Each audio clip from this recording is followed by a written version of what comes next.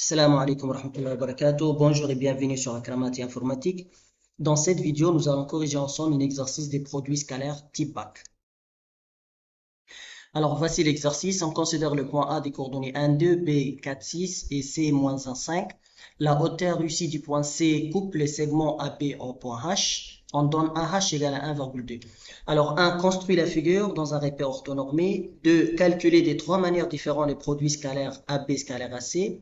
3. On déduit une mesure au dixième près de l'angle BAC. Quelle est la nature du triangle ABC et calculer l'aire du triangle ABC.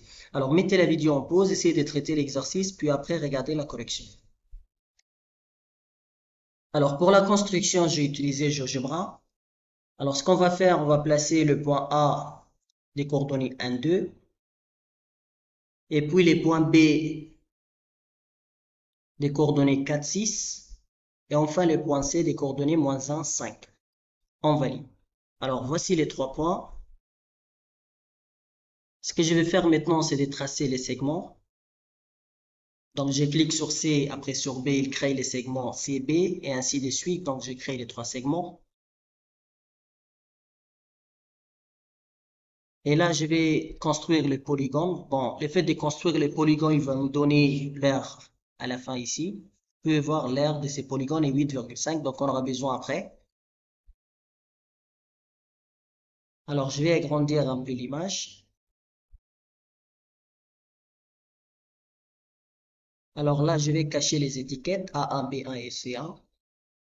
Donc voilà la figure. Alors là, maintenant, ce qu'on va chercher, c'est les points H. Donc, c'est la hauteur. Du coup, on va tracer la perpendiculaire à AB passant par les points C. Et donc là, l'intersection, on va créer l'intersection et on va les renommer par H.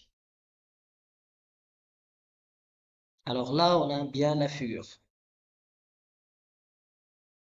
Voici le résultat. Donc, on a les points C des coordonnées moins 1, 5, les points B, 4, 6, le point A, 1, 2. Et là, on a bien le point H et on a un angle droit. Et ici, c'est AH qui vaut 1,2 cm. Alors, calculer de trois manières différentes les produits scalaires AB scalaire AC. Alors, la première méthode, on va utiliser les coordonnées des points. On va calculer les vecteurs AB, c'est x de B moins x de A sur y de B moins y de A. On sait que x de B, c'est 4 moins x de A, c'est 1, donc 4 moins 1, et après on a 6 moins 2, ce qui fait 3 quarts. De la même manière, on va calculer les coordonnées du vecteur AC, x de C moins x de A, y de C moins y de A. Donc on trouve moins 2, 3. Et là, les produits scalaires AB scalaire AC, ce n'est rien d'autre que 3 fois moins 2, x fois x plus le y fois le y. 4 fois 3, ça fait bien 6. Alors, la deuxième méthode, on va utiliser les longueurs des côtés du triangle. Alors, pour cela, on doit calculer les longueurs. Pour calculer la longueur de AB, on connaît déjà les coordonnées du vecteur AB, donc on peut utiliser directement les coordonnées du vecteur. Racine de premier coordonnée au carré plus le deuxième au carré. Ce qui fait racine des 3 carrés plus 4 carrés. Là aussi, on peut utiliser la formule classique que vous connaissez, la formule des distances, x de B moins x de A au carré plus y de B moins y de A au carré. En tout, on trouve que AB égale à 5 cm. On connaît aussi les coordonnées du vecteur AC, donc on peut l'utiliser pour trouver la distance AC. Racine de moins 2 au carré plus 3 au carré, ça fait racine de 13. Et enfin, BC, on ne connaît pas les vecteurs BC, du coup on a utilisé la formule de distance. X de C moins X de B, Y de C moins Y de C, donc on trouve racine de 26. Alors, AB scalaire AC, ça serait égal.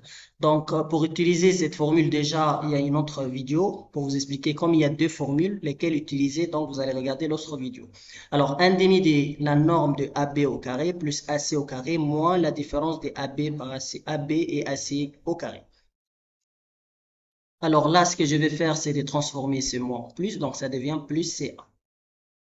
Et AB plus CA, ce n'est rien d'autre que CA plus AB. Et CA plus AB, on peut appliquer la relation d'échelle, on trouve CB. Alors là, on a bien 1 demi de AB, on sait que c'est 5, 5 carré, plus AC, on avait calculé aussi racine de 13 au carré, moins racine de 26 au carré, ce qui fait bien 6. On trouve la même valeur. La troisième méthode, c'est la méthode des projetés orthogonales. On sait que H est la hauteur issue du point C sur les segments AB. Donc, CH et AB sont perpendiculaires.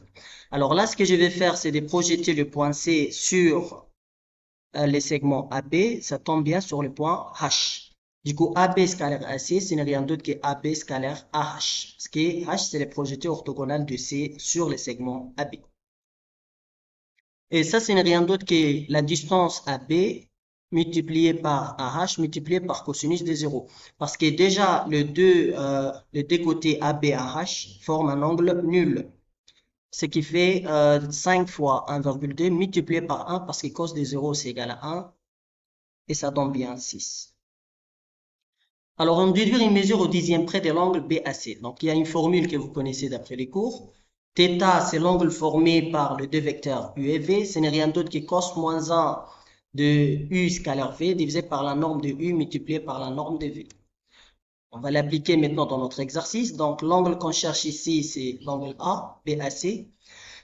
C'est égal à cos moins 1 de AB scalaire AC divisé par la norme de AB multiplié par la norme de AC. On avait déjà calculé AB scalaire AC, c'est 6. On connaît que AB égale à 5, AC égale à racine de 13. Donc, on va appliquer les cos moins 1 de 6 divisé par 5 fois racine de 13. On trouve environ 70,6 degrés. Donc là, il faut faire bien attention. Il faut que la calculatrice soit en mode degrés, pas radio. Alors, quelle est la nature du triangle ABC? On avait déjà calculé les trois longueurs. Donc, on a trois longueurs différentes. Donc, les triangles n'est pas équilatéral et les triangles n'est pas isocèle. Donc, il reste à vérifier s'il y a un angle droit. Alors, vérifier si le triangle est rectangle. On sait que l'hypoténuse c'est BC parce que là, on a 5, 3,6 et 5,09. On sait que 5,09 est le plus grand. On va supposer que ça étant l'hypoténuse. Du coup, l'hypoténuse au carré, c'est BC au carré, ça fait racine de 26 carré, c'est égal à 26. Et là, on calcule la somme des deux autres côtés au carré. Donc, 5 au carré plus racine de 13 au carré, ça fait 25 plus 13 égale à 38.